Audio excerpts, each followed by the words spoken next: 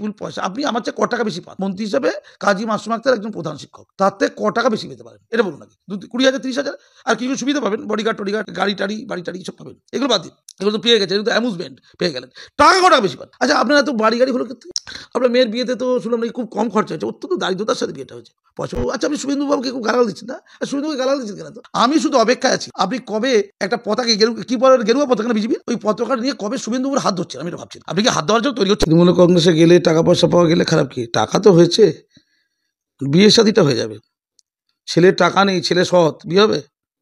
বাঙালি মেয়েরা কজন বিয়ে করতে হচ্ছে বলুন? ছেলে অসম্ভব সৎ, খেতে পায়নি মাইরি, পয়সা নেই, খেতে পায় না, বিয়ে হবে? তাই টাকা পয়সা দরকার।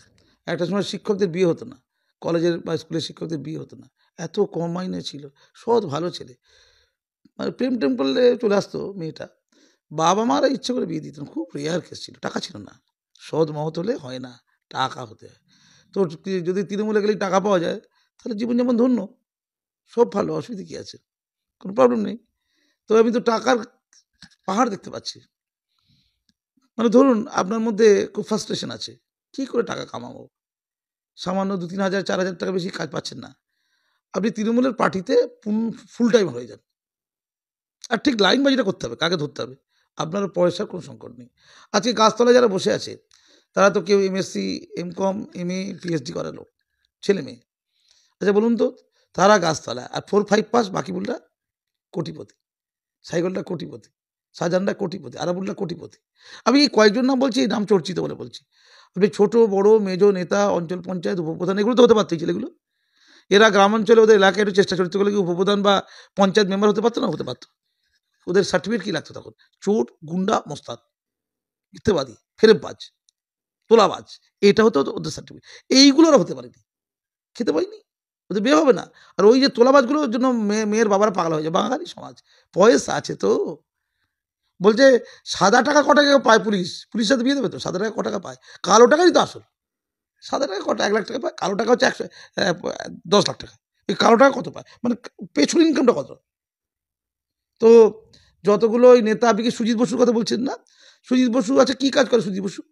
বাম আমলে বাম ছিল না, আচ্ছা বাম আমলের সময় খুব পাপ করেছিল না, তাহলে বাম আদর্শটা বাজে, মানে ডান আদর্শ, মানে তৃণমূল আদর্শটা খুব ভালো, মানে সমাজতন্ত্র, কার্ল মার্কস, লেনিন, ওই সুভাষ চক্রবর্তী এইসব ছিল না, তাদের এগুলো খুব বাজে ছিল, অর্থাৎ তিনি প্রথম জীবনে খুব বাজে কাজ করেছেন সুজিতবাবু।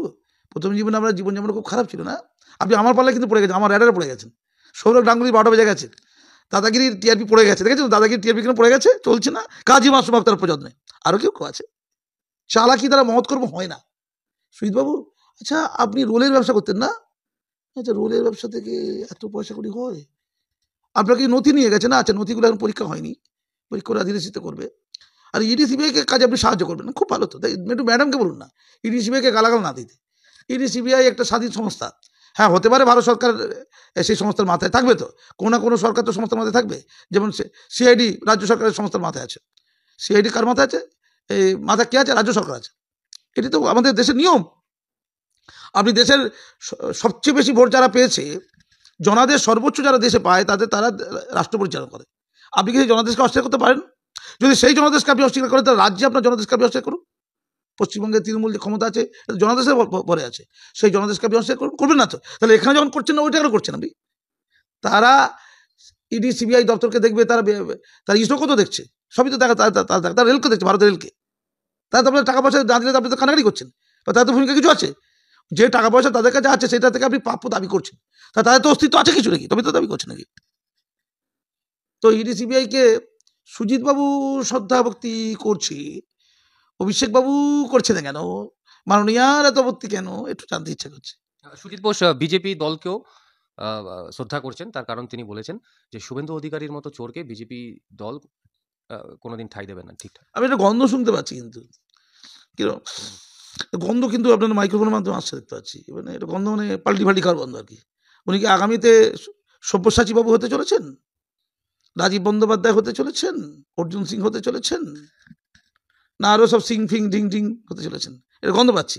আচ্ছা উনি বলছেন বিজেপিতে প্রচুর সৎ লোক আছে, এ খুব ভালো খবর, সৎ ভালো লোক আছে বলেছে না, যাক বিজেপির জন্য বিশাল একটা সার্টিফিকেট, একটা দলে কিছু ভালো লোক থাকবে, কিছু খারাপ লোক থাকবে, এটাই তো কাঙ্ক্ষিত।